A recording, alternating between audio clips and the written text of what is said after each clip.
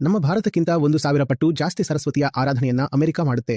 ಹಾಗಾಗಿ ಇವತ್ತು ಆ ದೇಶ ಅಮೆರಿಕ ಆಗಿ ನಿಂತಿದೆ. ನೀವೆಲ್ಲ ಅಮೆರಿಕ ಅಂದರೆ ಬರೀ ಭೋಗದ ದೇಶ ಅನ್ಕೋತೀರಿ. ಅದು ನಿಮ್ಮ ಬಹಳ ದೊಡ್ಡ ತಪ್ಪು ಕಲ್ಪನೆ. ಅಮೆರಿಕದಲ್ಲಿ ಲಕ್ಷ್ಮೀದೇವಿ ಸರಸ್ವತಿಯ ಹಿಂದೆ ಬಂದಿದ್ದಾಳೆ. ಮೊದಲು ಅವರು ಜ್ಞಾನಕ್ಕೆ ಮಹತ್ವ ಕೊಟ್ಟರು. ಹಾಗಾಗಿ ಅಲ್ಲಿ ಸಮೃದ್ಧಿ ಬಂತು. ಆದ್ರೆ ಭಾರತವು ಜ್ಞಾನವೇ ಇಲ್ಲದೆ ಸುಮ್ಮನೆ ಸಮೃದ್ಧಿ ತರುತ್ತೇನೆ ಅಂತ ಯೋಚಿಸುತ್ತಿದೆ. ನಿಜ ಹೇಳ್ಬೇಕಂದ್ರೆ ನಾವು ಬುದ್ಧಿ ಇಲ್ದವರ ತರ ಆಡ್ತಿದೀವಿ ಅಷ್ಟೇ. ನಾವು ಅಮೆರಿಕಾಗೆ ಎಂದು ಹೋಗಿಯೇ ಇಲ್ಲ. ಅಮೆರಿಕ ಬಗ್ಗೆ ನಮಗೆ ಗೊತ್ತಾಗಿದ್ದು ಹೇಗಂದ್ರೆ ಬರೀ ಕಳಪೆ ಫಿಲ್ಮ್ಸ್ ಮತ್ತು ಈ ಸಪ್ಪೆ ಮೀಡಿಯಾಗಳಿಂದ. ಇವರು ಏನು ಹೇಳಿಬಿಟ್ಟಿದ್ದಾರಂದ್ರೆ ಅಮೆರಿಕ ಅಂದ್ರೆ ಅಲ್ಲಿ ರೋಡಿನ ಮೇಲೆ ಸೆಕ್ಸ್ ಮಾಡ್ತಾರೆ, ಮತ್ತೆ ಕಟ್ಟಡಗಳಿಂದ ಡಾಲರ್ಗಳು ಸುರಿಮಳೆಯಾಗಿ ಬೀಳ್ತವೆ. ಅಂದ್ರೆ ಭೋಗದ ಎಷ್ಟೆಲ್ಲ ವಿಷಯಗಳಿವೆಯೋ, ದೊಡ್ಡ ಬರ್ಗರ್ ಅವುಗಳನ್ನು ಉಚಿತವಾಗಿ ಎಸೆದು ಬಿಡ್ತಾರೆ, ಮತ್ತೆ ಜನ ಹಿಡಿದು ತಿಂತಾರೆ.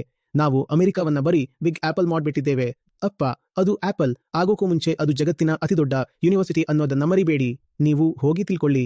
ಜಗತ್ತಿನಲ್ಲಿ ಅತಿ ಹೆಚ್ಚು ಪುಸ್ತಕಗಳು ಯಾವ ದೇಶಗಳಲ್ಲಿ ಮಾರಾಟವಾಗುತ್ತವೆ, ಜಗತ್ತಿನಲ್ಲಿ ಅತಿ ಹೆಚ್ಚು ಪುಸ್ತಕಗಳನ್ನು ಎಲ್ಲಿ ಓದುತ್ತಾರೆ, ಎಲ್ಲಿ ಪಬ್ಲಿಷ್ ಮಾಡ್ತಾರೆ, ಇದೆಲ್ಲವನ್ನೂ ಓದಿ ಜಗತ್ತಿನ ಟಾಪ್ 100 ಯೂನಿವರ್ಸಿಟೀಸ್ ಯಾವ ದೇಶದಲ್ಲಿ ಜಾಸ್ತಿ ಇವೆ, ಇನ್ನೋವೇಷನ್ ಎಲ್ಲಿ ಅತಿ ಹೆಚ್ಚು ಆಗ್ತಿವೆ, ಪೇಟೆಂಟ್ಗಳು ಎಲ್ಲಿ ಅತಿ ಹೆಚ್ಚು ಆಗುತ್ತಿವೆ, ಮತ್ತೆ ಸೈನ್ಸ್ನಲ್ಲಿ ಟೆಕ್ನಾಲಜಿ ಕೂಡ ಬೇಡ, ಶುದ್ಧ ಸೈನ್ಸ್ನಲ್ಲಿ ಬ್ರೇಕ್ ಥ್ರೂಗಳು ಎಲ್ಲಿ ಅತಿ ಹೆಚ್ಚು ಆಗುತ್ತಿವೆ, ಈ ಬಗ್ಗೆ ಓದಿ. ಪ್ಯೂರ್ ಬೇಸಿಕ್ ಸೈನ್ಸಸ್ಗಳಲ್ಲಿ ನೊಬೆಲ್ ಪ್ರೈಸ್ಗಳು ಎಲ್ಲಿ ಸಿಗುತ್ತಿವೆ, ಇವೆಲ್ಲ ತಿಳ್ಕೊಳ್ಳಿ.